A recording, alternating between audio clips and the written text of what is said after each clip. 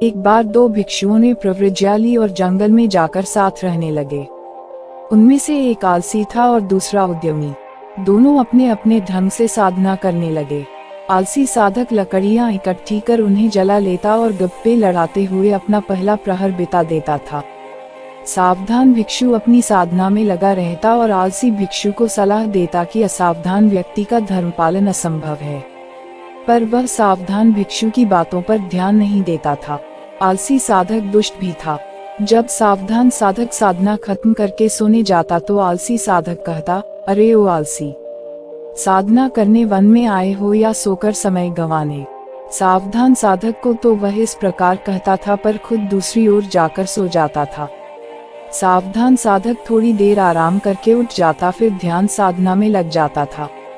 इस प्रकार निरंतर अभ्यास करते हुए सावधान साधक कुछ ही दिनों में अरहत्व प्राप्त कर गया। दूसरा साधक पूर्ववत प्रमाद में ही समय बिताता रहा। वर्षावास समाप्त हुआ। दोनों साधक बुद्ध के पास पहुँचे। कुशल क्षेम के बाद बुद्ध ने पूछा कि उनकी साधना कैसी रही।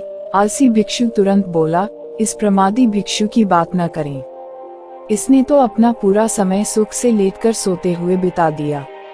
तुमने क्या किया? मैं रात के पहले प्रहर से ही आग जलाकर उसके पास बैठकर साधना करता रहा। मैंने पहले दिन से ही साधना प्रारंभ कर दी थी। बुद्ध समझ गए कि वह झूठ बोल रहा है। उन्होंने कहा, अरे, तुमने तो जरा सी भी सावधानी नहीं बरती, असावधान होकर साधना की।